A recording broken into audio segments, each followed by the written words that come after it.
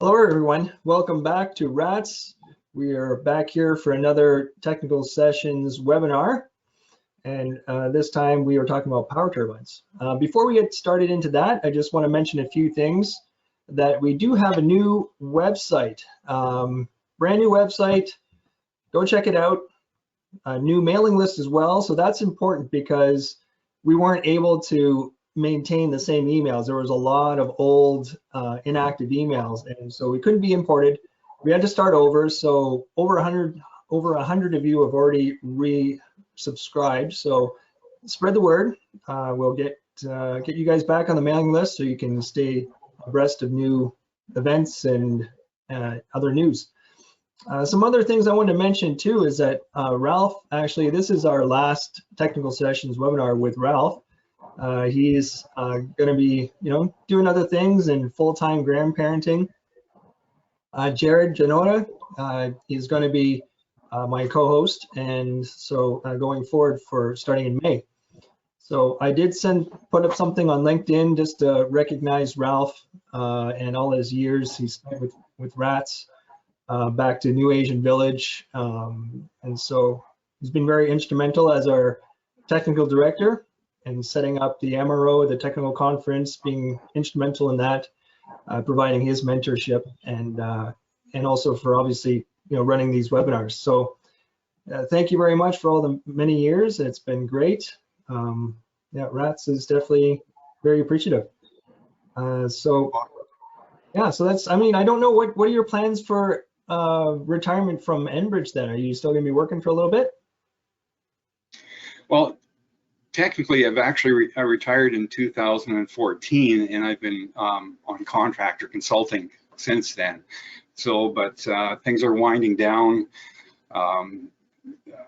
Pipelines, not as many being built, so there's less projects, fewer projects happening. That means less purchasing and less equipment going in. So things have been slowing down, which is good for my timing too.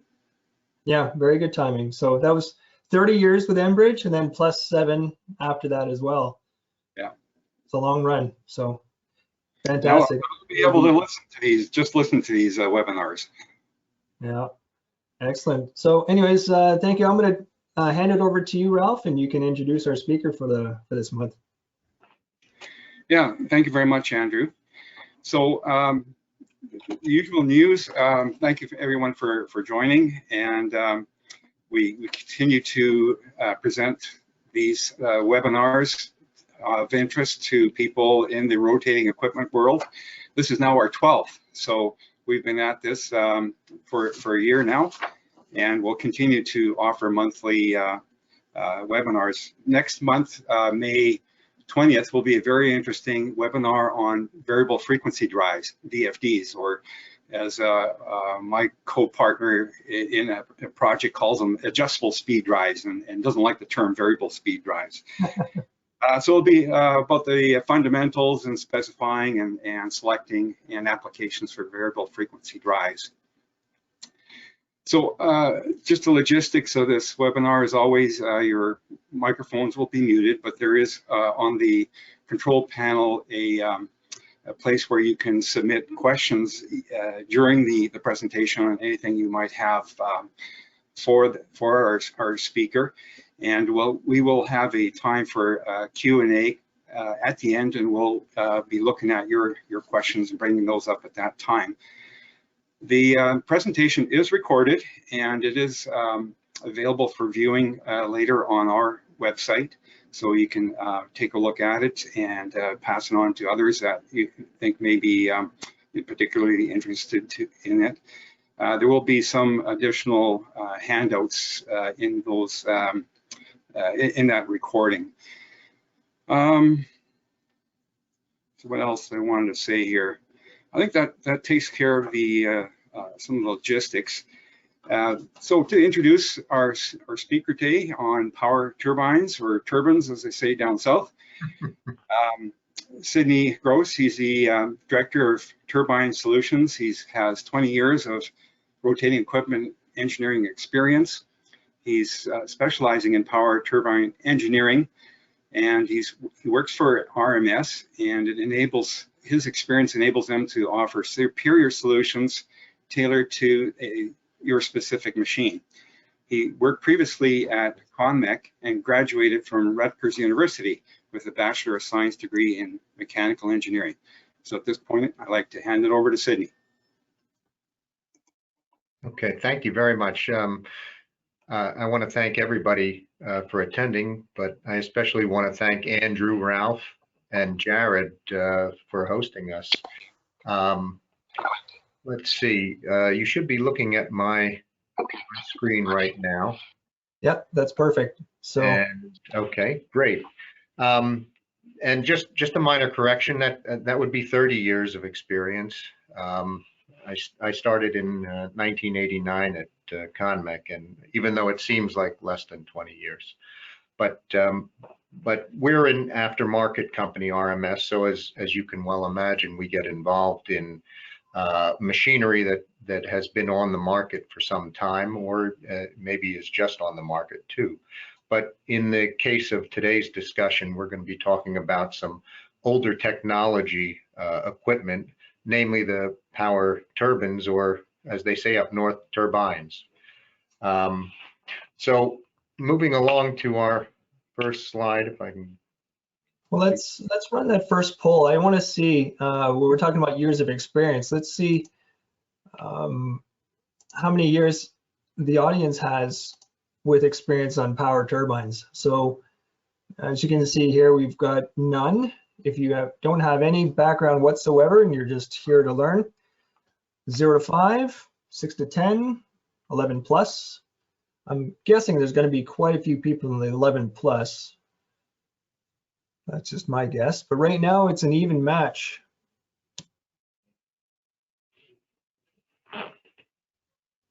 And I have the benefit of seeing the votes coming in. So roughly 2/3 of people have voted. I'm just going to wait a couple more seconds, get your votes in, and then we'll see what the results are.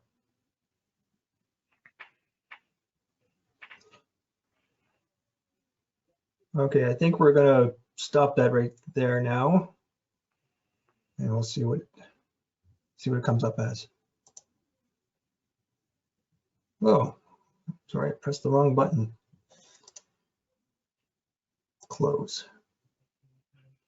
Share.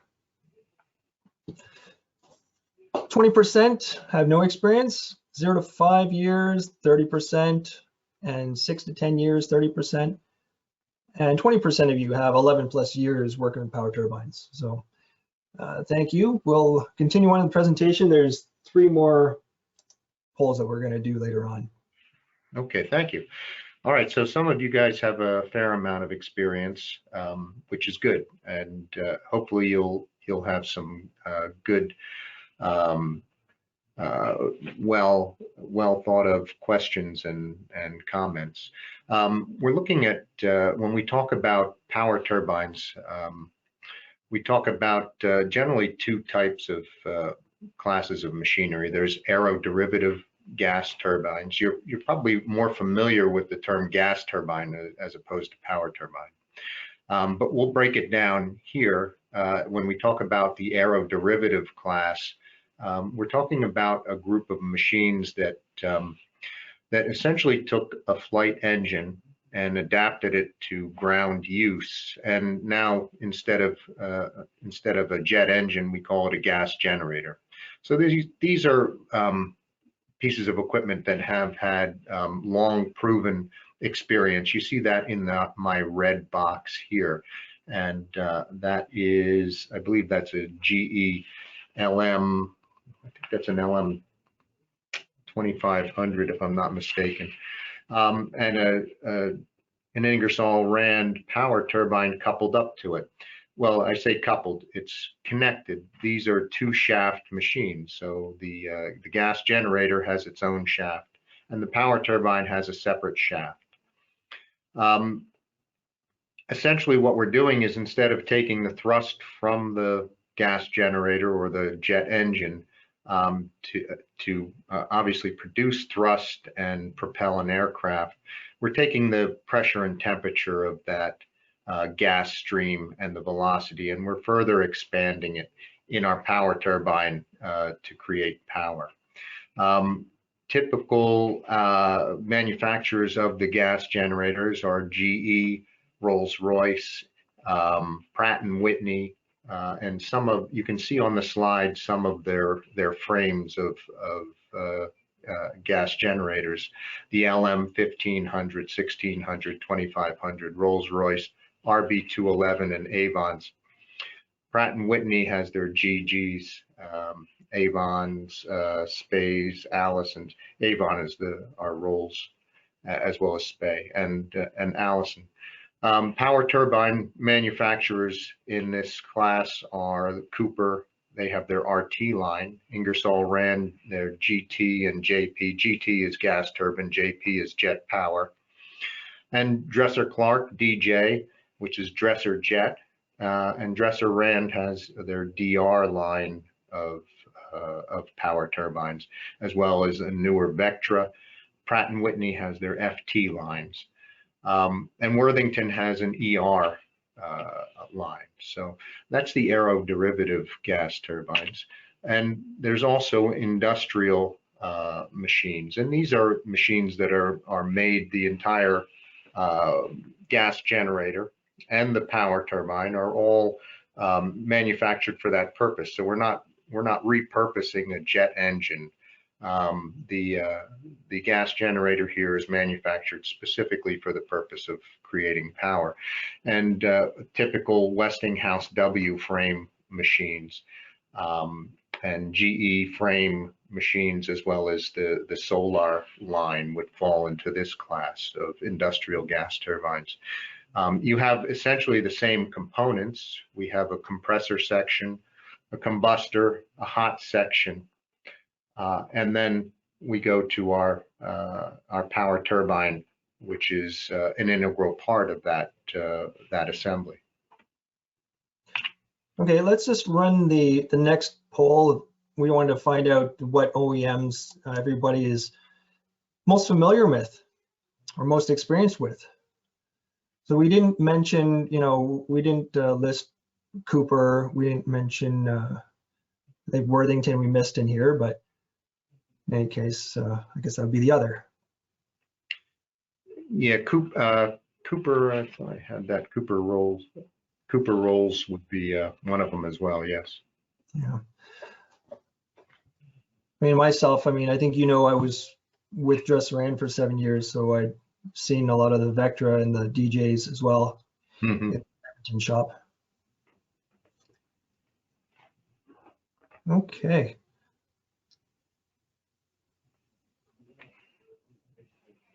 Last few seconds to put in your vote, and then we'll see what the results are.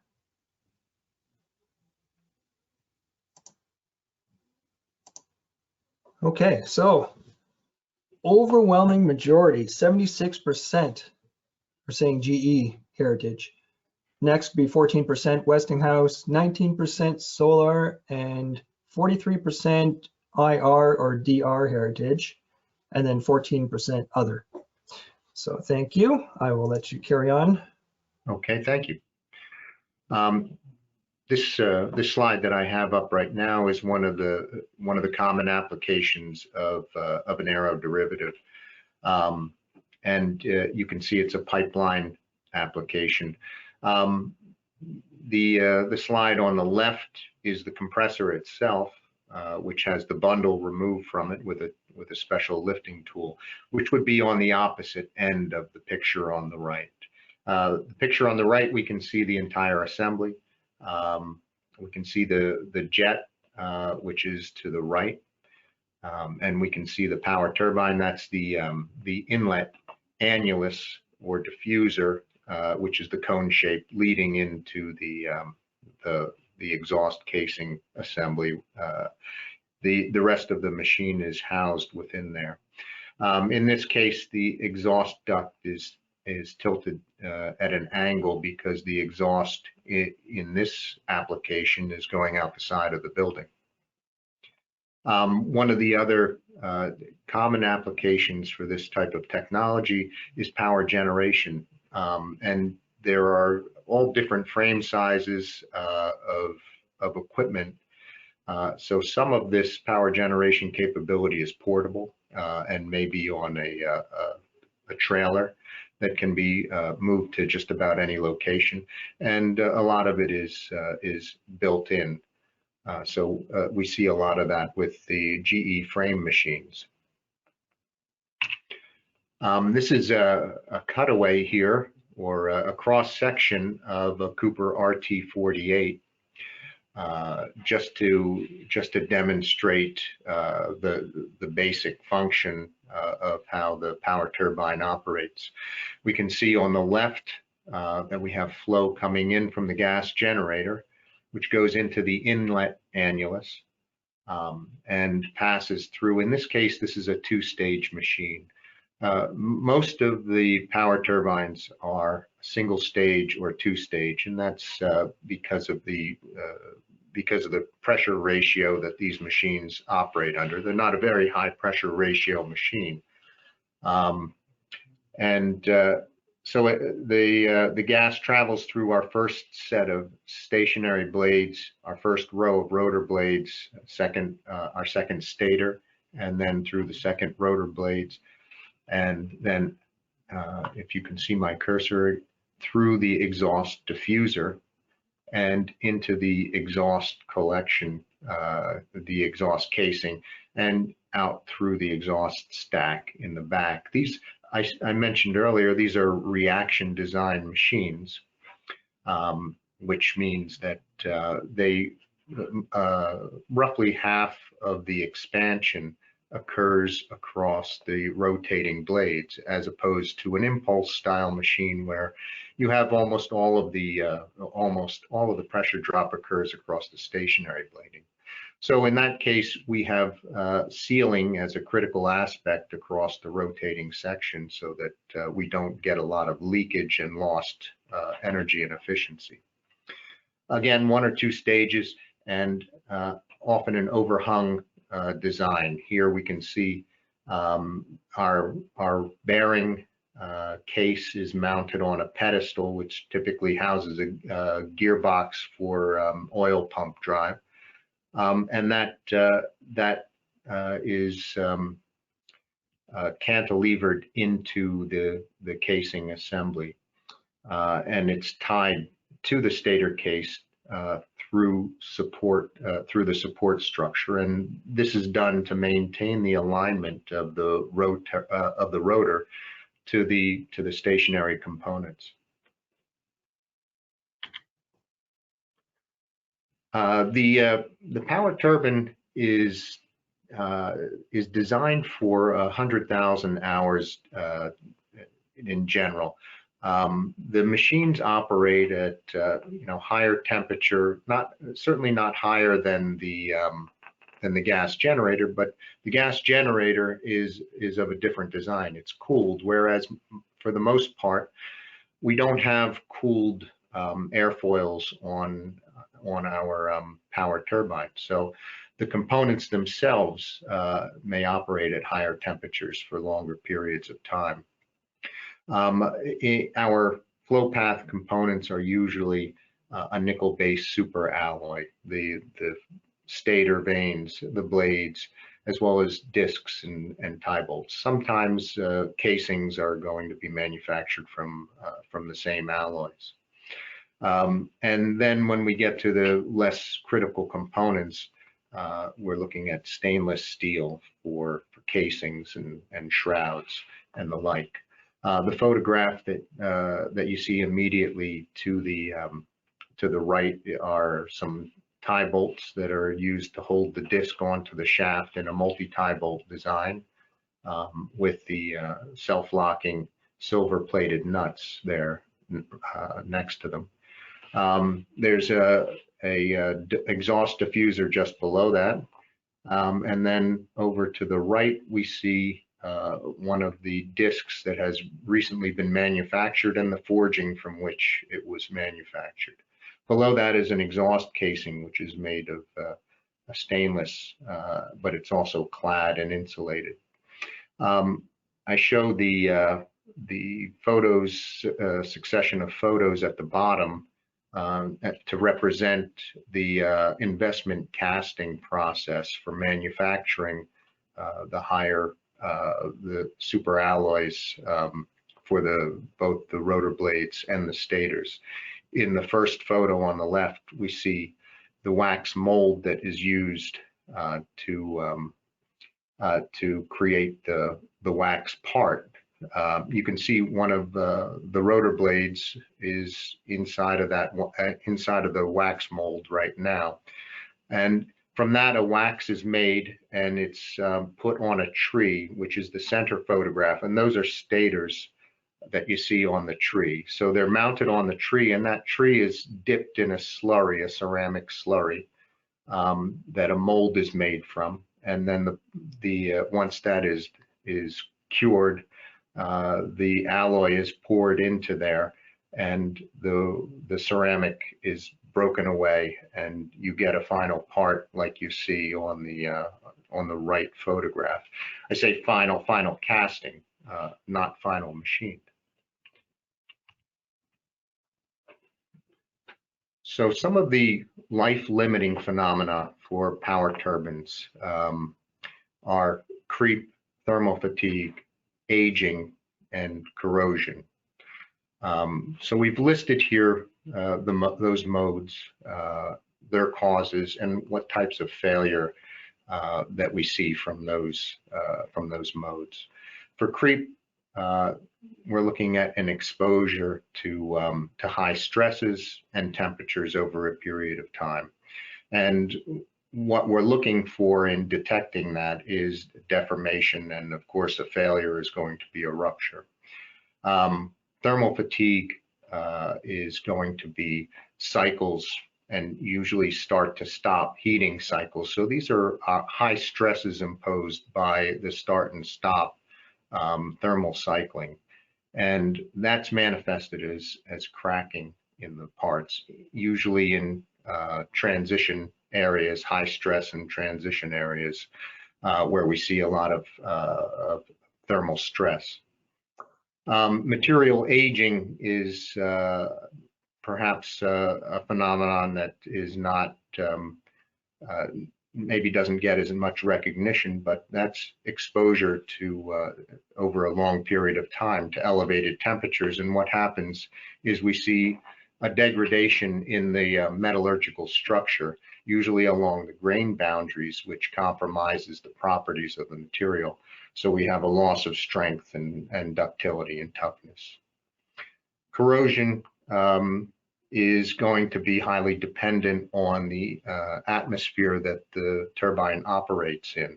So depending on the gas that goes through the machine is going to, and the temperature as well, is going to determine to a large extent the amount of corrosion that occurs across the parts. And you're going to see that as pitting, and certainly the pitting is a compromise on the structural integrity of the parts, because our cracks are going to typically emanate from those pits as high stress areas. So let's run that next poll, if you will, about failure modes. Just want to see, for the people that have had experience with power turbines, what kind of failures have you seen? And so I want to mention that these are multiple answer as well, so you can click more than one.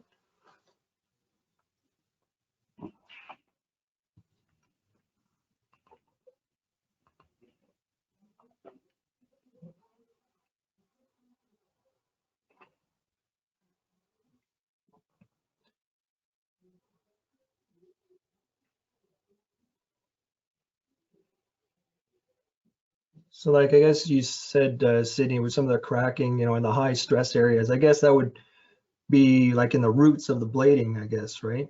Yes, that's correct. Yeah. The high stress areas are in the roots of the disc and the roots of the blade, as well as the attachment area of the airfoil to the platform.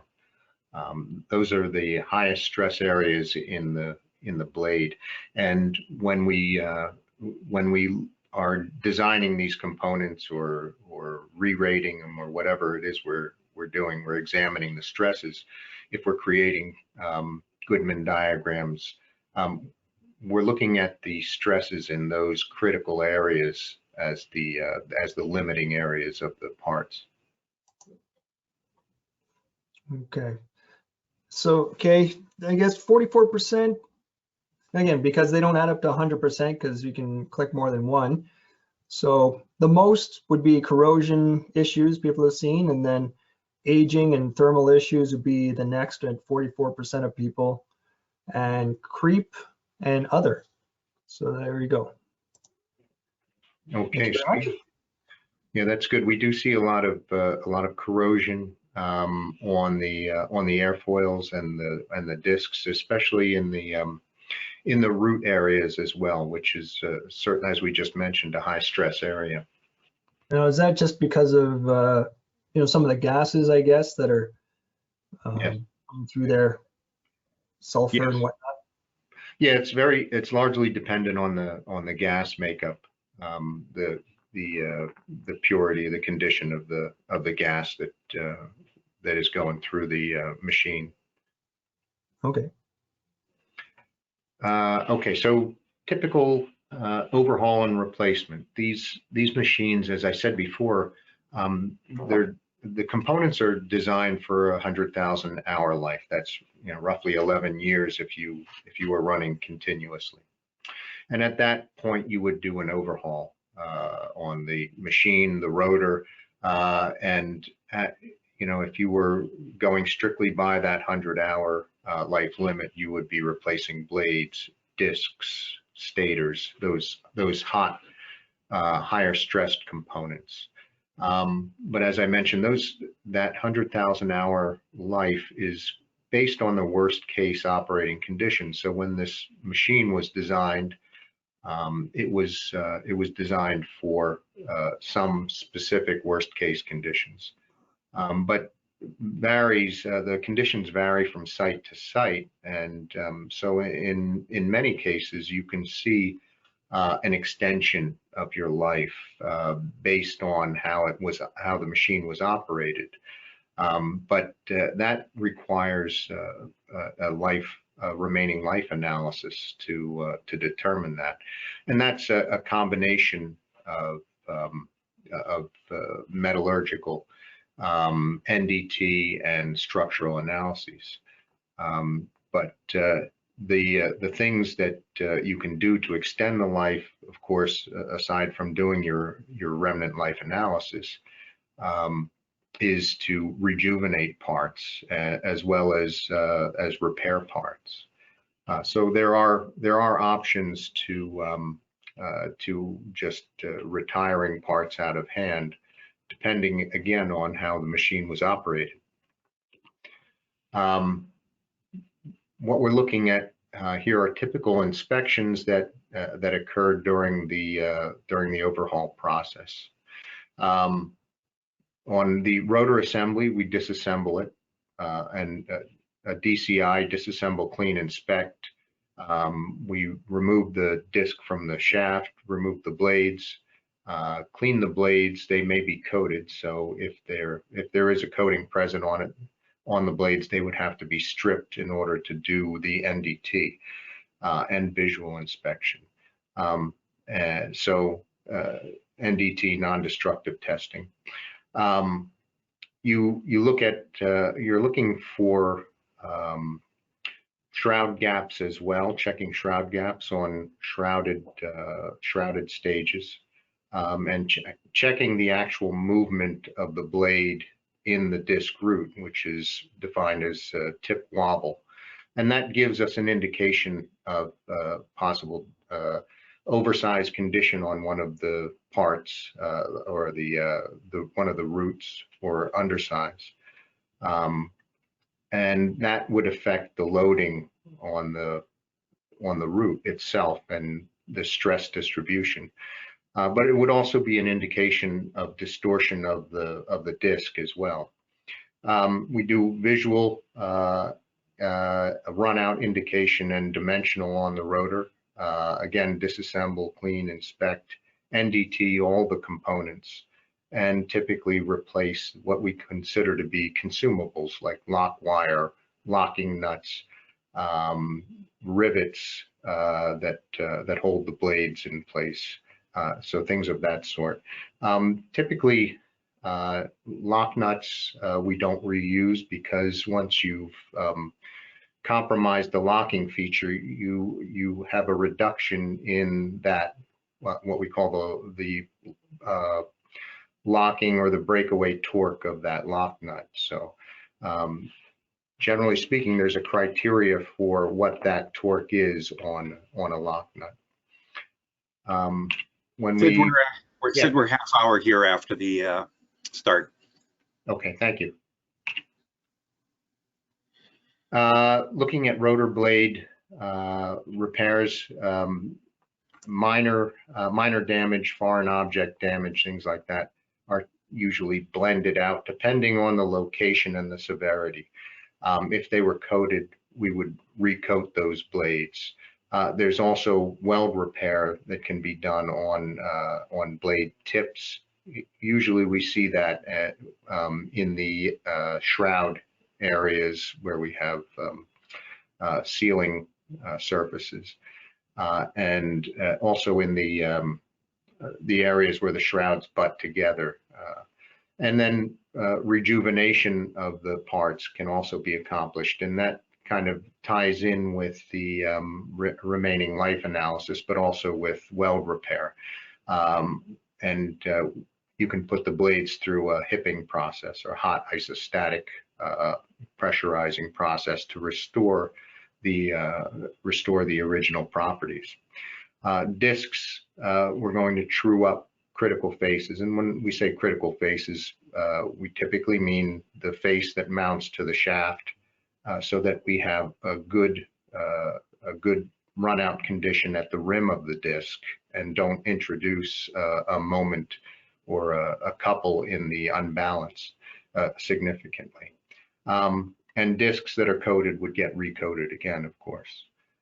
Shafts, again, truing up critical faces, restoring fits. If the equipment has a curvic spline, then those curvics would be inspected to check for their integrity, wear, and if necessary, regrinding of those curvics. Journal restoration could be coating, weld repair, undercutting, and probe track dressing, depending on the presence of probes in the machine, which is could be undercutting, grinding, and burnishing to restore it to an acceptable electrical mechanical runout condition. Some of the photos here are of a blade that had some blending performed on it. In this case, this was a little more severe, but we did some analysis on that, finite element analysis and structural analysis, to determine whether that was an acceptable condition for the blade. And then down in the lower right, we see a disc face, disc mounting face on a shaft where the tie bolts go through, and these are the faces that we would be truing up when we restore the equipment. As far as stationary components go, we have the stator case, inlet duct assembly gets disassembled, cleaned, and inspected. NDT the components. We check the runouts and dimensions of critical diameters and fits. Inspect the stators for creep, and replace again any consumables. When we talk about creep, generally the stator is subjected to the pressure forces of the gas, and it tends to want to walk downstream. They are also often fastened at the OD with something hanging off on the ID, and so they're free to move downstream with creep. So we look at that condition. They can be rejuvenated as well, depending on the amount of distortion that's present. And the kind of overhaul repairs that we're considering are for stator vanes blending. That stator segment that you see just to the right of the text is a fairly severe, severely damaged stator that might be a candidate for a coupon repair, where we cut out a section of the trailing edge and we weld in a new section, blend it, and it goes through the heat treatment to restore the properties. There you see weld repair, heat treatment, and remachining of critical features. Honeycomb replacement for blade tips, blade tip seals, that is. As far as the ducts and casings go, we often see cracking because of thermal stresses. So there's weld repair that gets done, as well as restoring fits. What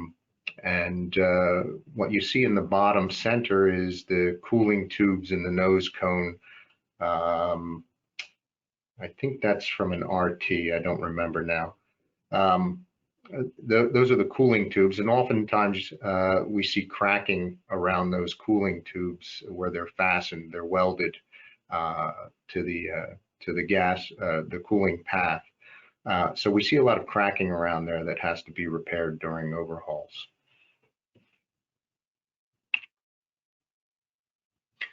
So what do we mean when we talk about remaining life analysis as far as extending the life of components that have reached their 100,000 hour mark?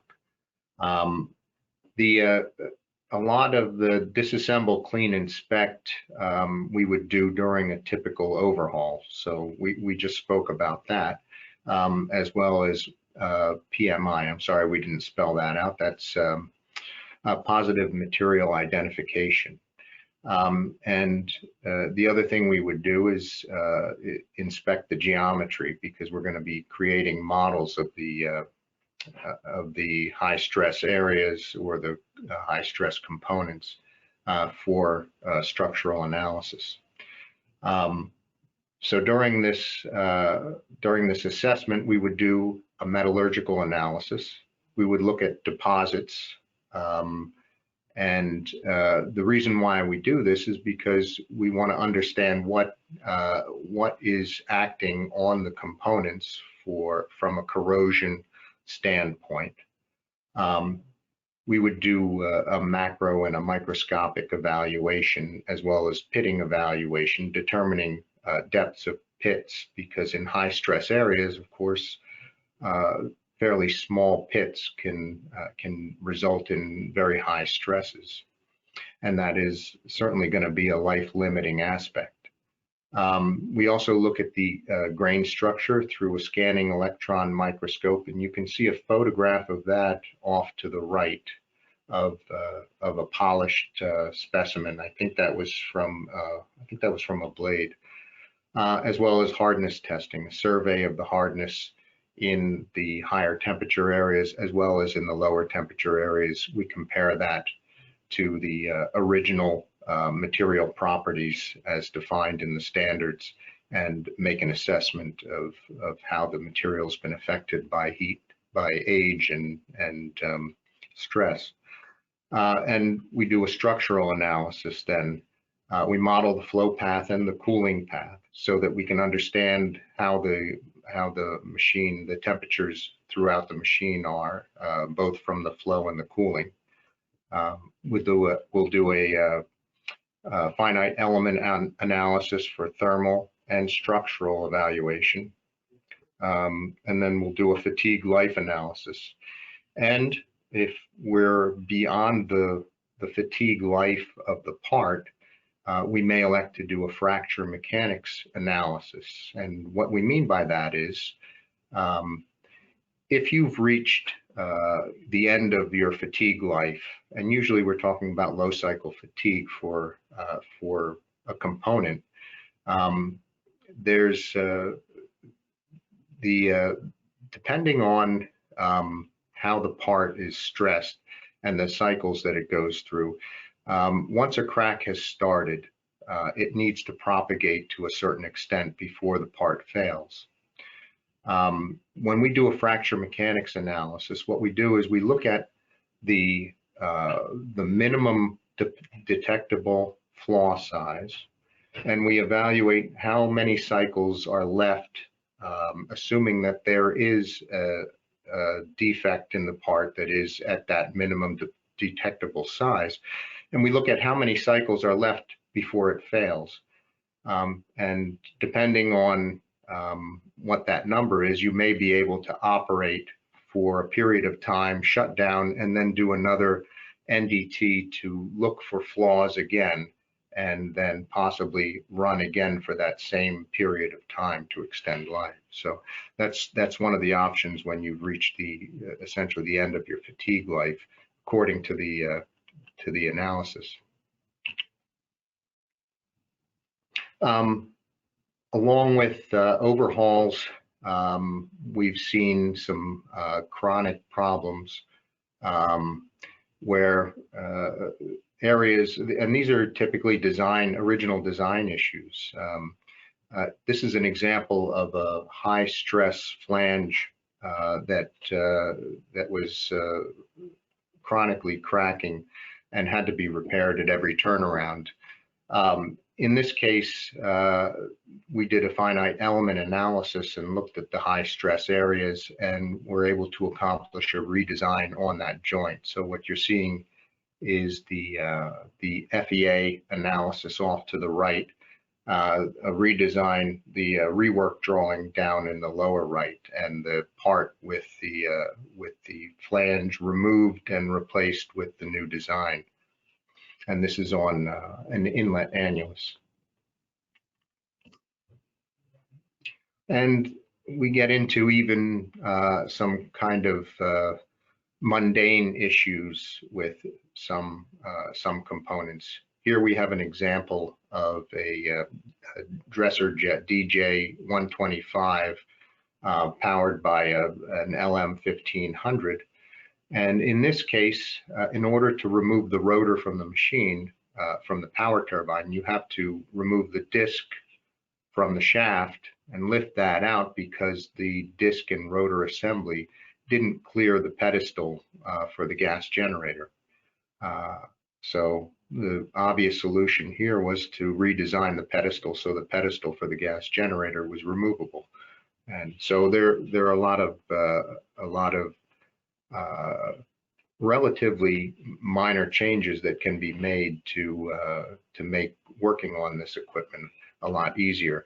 One of the issues with removing the disc from the shaft in order to disassemble or assemble the machine is you've already balanced the rotor, and now you've disturbed that assembly to take it apart again and then reassemble it in the machine. So this was also you know, a good reliability upgrade too. And then when you get into the field, the entire casing isn't always removed from the machine during an overhaul. Oftentimes, the hot gas path is taken out, the inlet annulus and stator, as well as the rotor assembly. And the casings and the support structure is left in place. But those components see a lot of distortion as well. This is a GT51 support ring repair that was accomplished in the field through a flame straightening process. You can see over on the right, there's about at the outside, it was gapped open almost 1/2 of an inch on the joint of the support. In this case, we were able to bring that back into closed by a technique of torch heating through a defined process to redistort that back to where it would close up again at final assembly. So we're at 45-minute mark. Okay, and I believe that is my last slide. Excellent. So hopefully that leaves plenty of time for questions. All right, I'm going to stop sharing my screen now. And I will hand over the presentation to you, Andrew. Andrew, you're muted. There we go. So I think if Chris is still there, he was going to. Hey there. Hi. Okay. So I guess you just had a few things to say, Chris. Just give us some introduction in RMS. Some background on your company, and then we can get into the question and answer. Yeah, sure. So, first of all, if you're looking for more information about RMS, I encourage you to check out our website. It's just rotatingmachinery.com, which is very easy to remember, and it's a great web domain since we service all types of rotating machinery. In addition to power turbines, we also do steam turbines, nitric acid expanders, FCC expanders, axial compressors, centrifugal compressors. So, if it spins, we work on it. Just briefly, brief history of RMS. It was founded in 1998 by members of ConMech, who moved over from ConMech after the acquisition by GE. And since then, it's grown. We service rotating machinery as an aftermarket provider, but we're also the OEM of AC, specifically AC compressor oil-free screws in their D series of centrifugals. So in addition to servicing all types of rotating machinery regardless of OEM, we can offer our customers OEM support for AC compressor machinery.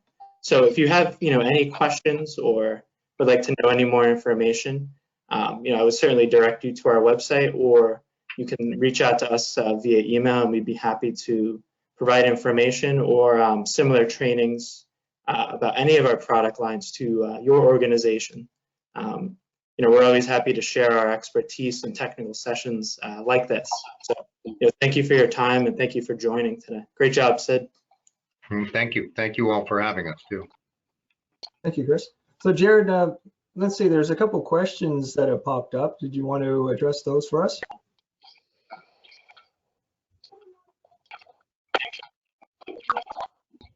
I think you were have some audio issues there, Jared.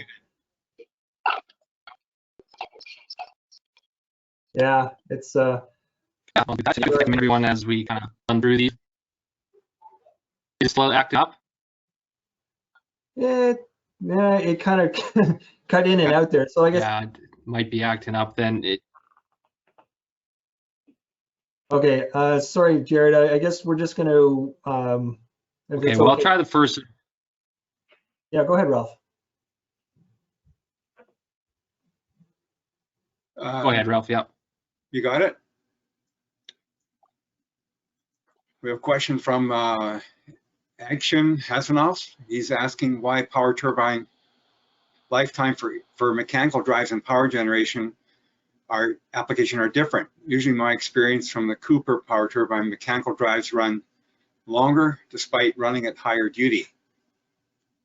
So it seems his experience is that the Coopers work longer or better. Well, I can say that they're designed for essentially they're designed for the same duties. Again, depending on the operating conditions, they're designed for that 100,000 hour life cycle. But yes, the Coopers, you can certainly get more life out of it, but it depends again on how it's operated. So the alloys in the Cooper are not significantly different from many of the other machines. It's not really an alloy situation in that case, but I would say it's more of the conditions that they're operating under. Yeah, I'd imagine. Next question as well.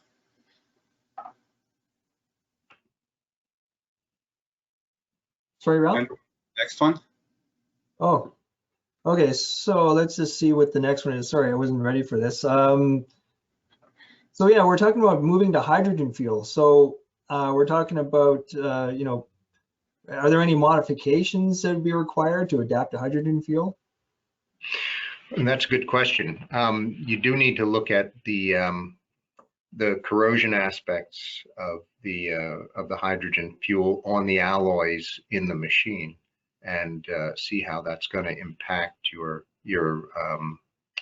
corrosion life on the hot flow path components. Yeah, I'm assuming you're not changing temperature, exhaust gas temperature, and temperature entering the machine, because that would certainly have an impact on the life of it as well. But in this case, likely the biggest impact is going to be the corrosion on the alloys that are used. And again, they vary from component to component and manufacturer to manufacturer. So you would want to look at that specifically for your application. So I guess you'd have to review what metallurgies you have in your unit, and I guess perhaps maybe shorten your maintenance cycle, I guess, to inspect things, I guess. Yes, perhaps, depending on the severity of the interaction with the alloy. Yeah. Yeah, and I think it would be good to, if you can, get a baseline inspection of what your machine looks like before going to hydrogen, right? And then yes. Oh yeah, absolutely. I don't think you would want to just switch without knowing the condition of the equipment beforehand. That's a good point. Yeah. And so how critical is the Interstage diaphragm tolerance check? Do you recommend to check that annually, or do can you just rely on condition monitoring, vibration monitoring online? In a two-stage machine, the Interstage diaphragm, well, depending on what we're talking about, if we're talking about creep, that's a long-term phenomenon, and so you would be seeing that over overhaul intervals. But as far as condition of your seals on the Interstage diaphragm, and that's going to depend on the number of starts and stops, because typically most of your wear occurs during a startup or a shutdown of the equipment. So depending on how severely or how frequently you start and stop it is going to affect that seal life. The gas condition too, to some extent, but you'll know that from the operating history of the machine, how the frequency of replacement of some of those parts. I'm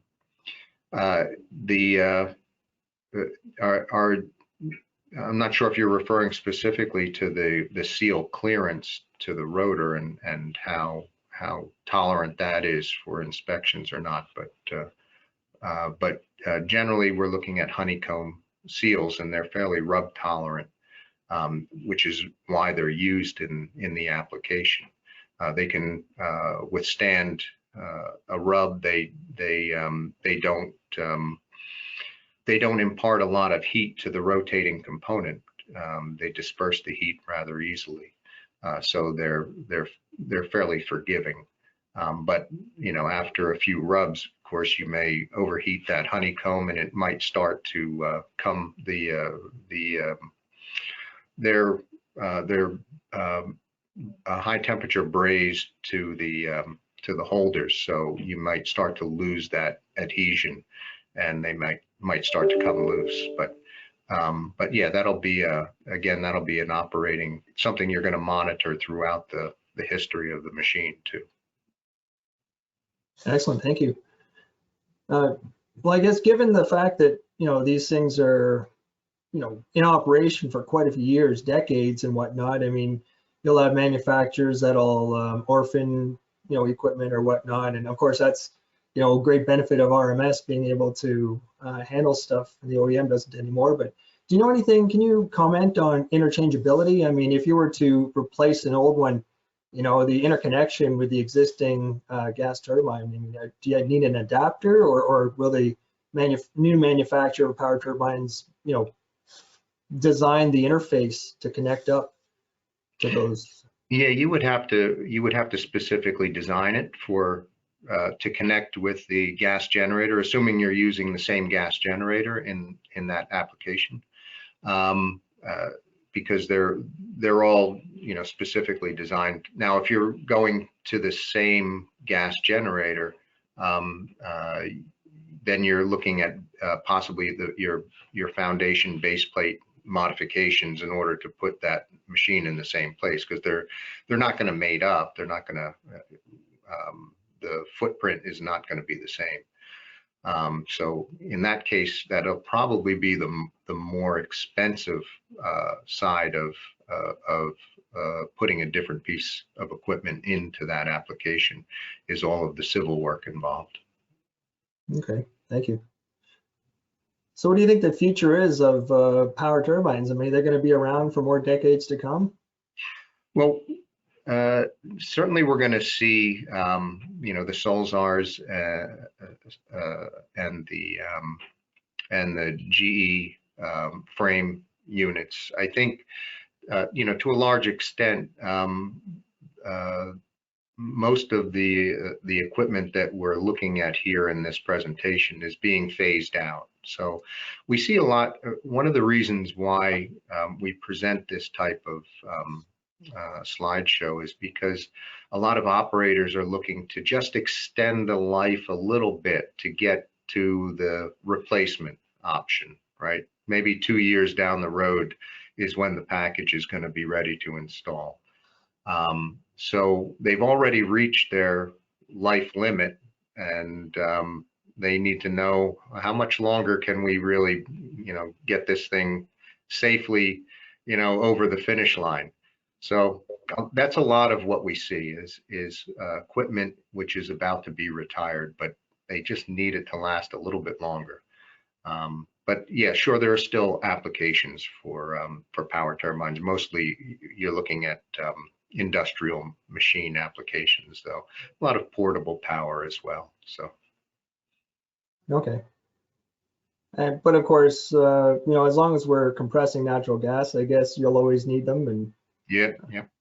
As far as mechanical drives go, you have many other options, I suppose. Sure. Yeah, a lot of VFD drives, as or what do they call it, Ralph?